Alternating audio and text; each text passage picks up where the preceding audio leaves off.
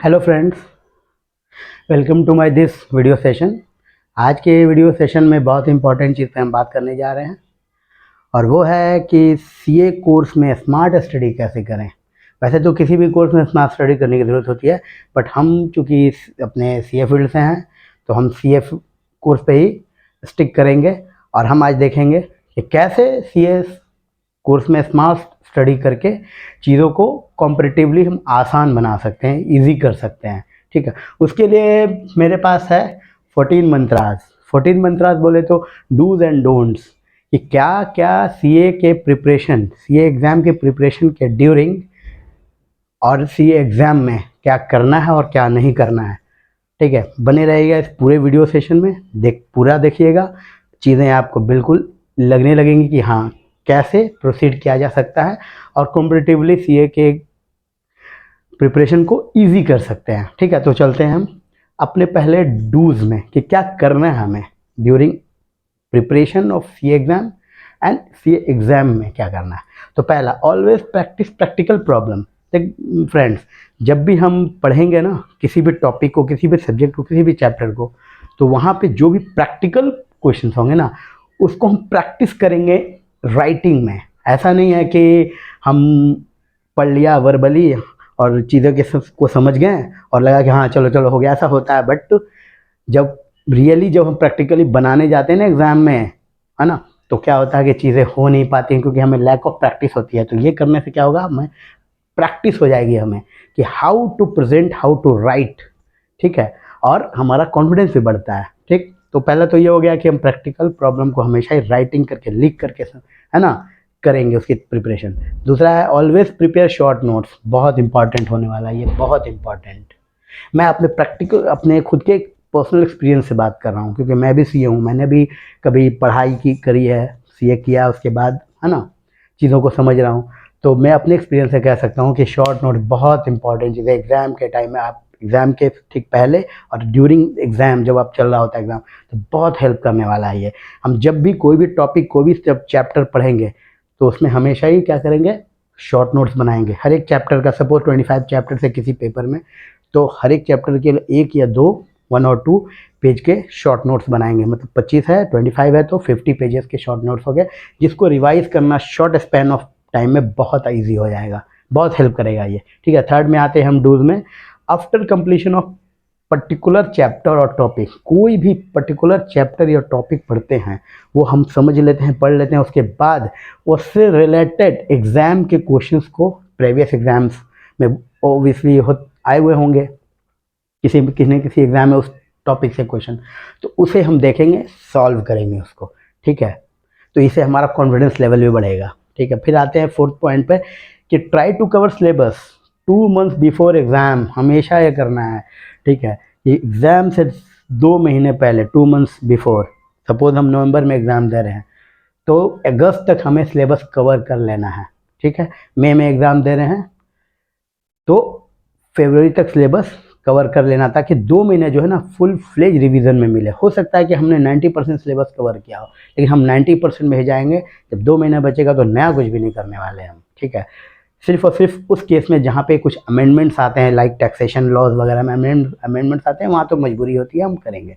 Otherwise हम नई चीज़ें को उस 2 महीने में नहीं करने वाले हैं। ठीक है ना, उसके बाद फिर आते हैं फिफ्थ डूज में कि in last 2 months test yourself from previous attempt questions. ठीक है ना, लास्ट के 2 महीने में क्या करना, हमने सिलेबस कवर कर लिया हुआ है, हम प्रैक्टिस करेंगे पिछले एग्जाम से, इंस्टीट्यूट की कुछ पब्लिकेशन से, like revision test paper institute provide कराती है हमें लास्ट में, वो उससे हम प्रैक्टिस करेंगे। प्रैक्टिस मैनुअल होता है, उससे हम प्रैक्टिस करेंगे। सजेस्टेड आंसर, जो प्रीवियस एग्जाम्स के बेस पे जो क्वेश्चंस के किस तरीके से आंसर करने चाहिए, वो इंस्टीट्यूट हमें सजेस्ट करती है, जिसे हम सजेस्टेड आंसर्स बोलते हैं, उससे निकाल के हम सजेशन देखेंगे और उससे भी हम प्रैक्टिस करेंगे। ठीक है ना, ये करेंगे हम 5 में। 6 पॉइंट पे आते हैं, 6 डूज में आते हैं हम। वो कहता है क्या, for 3 subject always try to write point wise. बहुत बहुत बहुत पॉजिटिव इम्पैक्ट डालता है अगर आपने ये कर लिया एग्ज़ाम में, तो बहुत बढ़िया मार्क्स आपको थ्योरेटिकल पेपर में आने वाला है। ठीक है, जब भी किसी भी क्वेश्चंस के आंसर को करेंगे हम, तो कोशिश करेंगे, है ना, हम फोकस करेंगे इस चीज़ पे कि हम पॉइंट वाइज आंसर करें, 1 2 3 4 ऐसे करके आंसर करेंगे, तो उससे क्या होता है ना कि इवेल्युएटर को आप हमारा प्रेजेंटेशन अच्छा लगता है और उसे ईजी होता है समझने में कि हम क्या what I am trying to convey, ये बहुत आसान हो जाता है और पॉजिटिव इम्पैक्ट भी पड़ता है हमारे आंसर शीट पे। फिर नेक्स्ट आते हैं हम 7 डूज जो है, right your best known answer first and so on. बहुत इंपॉर्टेंट है ये भी कि जो भी हमें सबसे बेस्ट, हम जब क्वेश्चन मिलता है हमें एग्जाम में तो हम सारे एक बार है ना थोरो कर लेते हैं एक बार कि क्या क्या क्या क्या है, उसमें हमें लग जाता है, सबको लग जाता है ये कि कौन सा हमारा बेस्ट क्वेश्चन ऐसा है जिसका हम जो आंसर जान रहे हो बेस्ट आंसर कौन हो सकता है, उसको हम सबसे पहले लिखेंगे। उसके बाद फिर एज ऑन हम फिर अपने सारे क्वेश्चंस को अटेम्प्ट करते जाएंगे 1 बाय 1, ठीक है ना। तो ये रहा फ्रेंड्स डूज, ये करेंगे एग्जाम के प्रिपरेशन के ड्यूरिंग एंड एग्जाम में। और उसके बाद आते हैं अपने डोंट्स में कि क्या नहीं करना, ये भी बहुत इंपॉर्टेंट है, ये समझना जरूरी। बहुत कुछ गलतियां कर बैठते हैं हम एग्जाम के प्रिपरेशन में, एग्जाम के जब एग्जाम दे रहे होते हैं तब भी, ठीक, तो उसकी गलतियों का ये रिजल्ट होता है कि हमारे मार्क्स अच्छे नहीं आते हैं, ठीक है। तो अब हम ये देखते हैं कि हम क्या नहीं करना है हमें। Never follow others style of study, कभी भी दूसरे के स्टडी के स्टाइल को फॉलो नहीं करना है। कुछ लोग होते हैं ना लेट नाइट स्टडी करते हैं, कुछ अर्ली मॉर्निंग करते हैं, है ना, कुछ लोग चल के टहल के पढ़ लेते हैं, कुछ लोग गैदरिंग में भी पढ़ लेते हैं, कुछ लोग बिल्कुल ओनली लाइब्रेरी में ही पढ़ पाते हैं और कहीं नहीं पढ़ पाते। These are all subjective thing, है ना, कभी भी ये सब पे एप्लीकेबल नहीं होता। तो हमारा जो स्टाइल है, हमें अर्ली मॉर्निंग पसंद है, हम अर्ली मॉर्निंग में ज़्यादा पढ़ेंगे, हमें लेट नाइट स्टडी पसंद है, हम लेट नाइट करेंगे। अपने स्टाइल को फॉलो करना, ऑलवेज ऑलवेज अपने स्टाइल को फॉलो करना। नेक्स्ट में आते हैं सेकंड पे, never follow any many teachers for same subject. बस टाइम कम होता है, लिमिटेड होता है, हमें पता सिलेबस बहुत ज़्यादा है, ठीक है। तो हम क्या करेंगे ना कि किसी भी टीचर सभी अच्छे हैं, गाइड नोट सभी के अच्छे होते हैं, ऐसा नहीं है कि मैं बोलना चाह रहा हूँ कि नहीं कि एक टीचर अच्छे हैं बाकी टीचर अच्छे नहीं है, या कुछ टीचर अच्छे हैं बाकी टीचर अच्छे नहीं, ऐसा नहीं है। सभी टीचर जो होते हैं वो अच्छे ही होते हैं अपने हिसाब से, सभी अच्छा प्रिपरेशन देना चाहते हैं बच्चों को, अच्छा है ना, नोट्स प्रोवाइड कराना चाहते हैं। लेकिन क्या हमारे पास टाइम लिमिटेड होता है, तो हम क्या करेंगे, ये मंत्रा फॉलो करेंगे कि हम किसी भी एक पर्टिकुलर टीचर को फॉलो करेंगे, उसके नोट्स को फॉलो करके ही, है ना। उससे ये भी फ़ायदा होगा, जो हम शॉर्ट नोट्स जो यहाँ पे हम बनाने वाले हैं ना, उसमें भी ये होगा कि हमारा शॉर्ट नोट्स बड़े आराम से बन जाएगा, ठीक है, वेग नहीं होगा।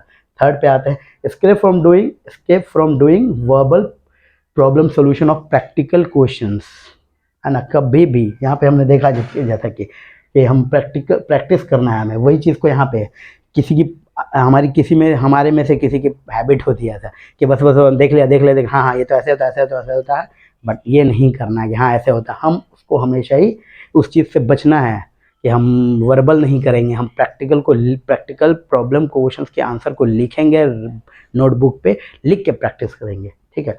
उसके बाद फोर्थ जो डोंट आएगा वो हमारा, don't try to solve practical problem full fledge 1 day before exam. ये हम करते हैं, कुछ लोग क्या करते हैं ना, कॉन्फिडेंस बिल्डअप बूस्ट करने के लिए एग्जाम के एक दिन पहले पूरा प्रैक्टिस करते हैं। उससे क्या होता है ना कि हम कुछ ही पोर्शन को टच कर पाते हैं, रिवीजन हमारा पूरा सिलेबस नहीं हो पाता है। लेकिन हमें तो पूरा सिलेबस रिवाइज करना। सपोज 2 पेपर के बीच में जो इंस्टीट्यूट हमें गैप देती है, एक दिन का गैप होता है, और जिस दिन एग्जाम दे के आते हैं उस दिन का मान लो अब हाफ डे गैप है, तो वो 1.5 डे मोस्टली होता है। ये उस 1.5 डे में बहुत सारा सिलेबस कवर करना होता है हमें, ठीक है। तो उसके लिए हम क्या करेंगे, ये फुल फ्लेज कभी भी किसी प्रॉब्लम को सॉल्व नहीं करेंगे एक दिन पहले, और हम अपने जो हमारा सेल्फ प्रिपेयर्ड शॉर्ट नोट है उसको हम स्टिक करेंगे, उसको हम फॉलो करेंगे, उससे हम अपना रिवीजन करेंगे, ठीक है ना। या फिर आते हैं आप अपने फिफ्थ जो हमारा डोंट है वो क्या है, after writing exam of any particular paper never discuss question paper with others और योर सेल्फ, ठीक है ना। Stick yourself to revision for next exam. मतलब कभी भी, ये गलती बहुत हम लोग करते हैं, एग्जाम देकर के आए उसके बाद डिस्कस करने लग गए, टाइम वेस्ट कर रहे हैं। बहुत बार तो ये होता है ना, और बहुत बार खुद का एक्सपीरियंस है पर्सनल मेरा कि ऐसा होता है कि हम एग्ज़ाम दे के आए, हमें पता लग रहा है कि यह आंसर तो सही है, आपका फ्रेंड्स कोई वो भी एग्ज़ाम दे करके आया, वो कॉन्फिडेंटली रॉन्ग आंसर को कह देगा, अरे यार ये तो तूने गलत कर दिया, ये इसका आंसर ये नहीं, ये होता है, और हम टेंस हो जाते हैं, जिसका impact, negative impact actually next paper में पड़ता है। तो हमें वो नहीं करना, हम कभी भी डिस्कस नहीं करने वाले एग्जाम में आने के बाद, क्योंकि यार हमारे हाथ में कुछ नहीं है। हम एग्जाम पेपर को we have already submitted our answer sheet, अब हम उसको टेकन बैक नहीं कर सकते हैं, ठीक है। तो हम वो नहीं करेंगे, हम अपने नेक्स्ट एग्जाम के पर फोकस करेंगे, उसके लिए रिवीजन में टाइम देंगे, ठीक है। उसके बाद आते हैं 6 don't never misguide your evaluator by writing wrong answer. Friends, mostly theoretical सब पेपर में हम ये गलती कर बैठते हैं, लगता है कि हम यार 100% करना है, हमें आंसर सारे के लिखने हैं, तो कुछ क्वेश्चन ऐसे होते हैं, ऑब्वियस बात होते हैं, बहुत बड़ा सिलेबस है, कुछ क्वेश्चन नहीं भी आएंगे हमें, फिर भी हम क्या करते हैं, उस क्वेश्चन के आंसर को लिखते हैं ज़बरदस्ती, फोर्सफुली, और हम कुछ से कुछ भी लिखाते हैं, वेग आंसर हो जाता है, रॉन्ग आंसर होता है, जो कि बहुत निगेटिव इम्पैक्ट डालता है इवेलुएटर पे, ठीक है, उससे हमारा पूरा आंसर शीट खराब हो सकता है। तो इससे हमेशा बचना है कि कभी भी रॉन्ग आंसर या वेग आंसर नहीं देना, जो नहीं पता है उस पर हम बहुत फोकस नहीं करके उसका आंसर हम नहीं करने वाले हैं, ठीक है। उसके बाद क्या करना, अवॉइड, ये लास्ट है ना, लगता है मुझे कि avoid group study, rather do combined study. क्या मतलब ग्रुप स्टडी और कंबाइंड स्टडी क्या होता है? ग्रुप स्टडी का मतलब होता है 2 से ज़्यादा लोग मिलकर जब स्टडी कर रहे होते हैं तो ग्रुप स्टडी, उसमें क्या होता है, टाइम वेस्ट होता है। 2 घंटे के लिए बैठे, half an hour, 1 hour hardly पढ़ पाते हैं, 1 घंटा तो एटलीस्ट वेस्ट जाता है हमारा, उससे बचना है। हाँ, कंबाइंड स्टडी करें, कंबाइंड स्टडी मीन्स जहाँ पे सिर्फ 2 लोग बैठेंगे, वहाँ आप कंबाइंड स्टडी कर सकते हैं, उसका फ़ायदा होता है बहुत बार। नहीं है, कुछ चीज़ें हमें पता है, हमने अपने सामने वाले को पढ़ा दिया, समझा दिया, कुछ चीज़ें उसे पता है, वो हमें समझा दिया, तो उससे बेनिफिट मिलता है। तो ये हम कर सकते हैं combined study, but never go for group study.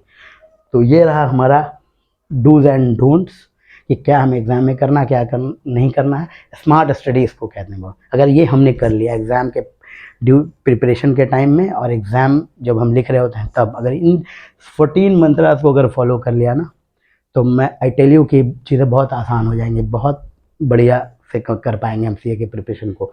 कि आई होप कि आपको ये मेरा ये डूज एंड डोंट्स 14 मंत्रास अच्छा लगा हो, और आप इस चीज़ को फॉलो करें अपने एग्ज़ाम में, करेंगे, आई होप कि आप करने वाले हैं। Okay, then all the best.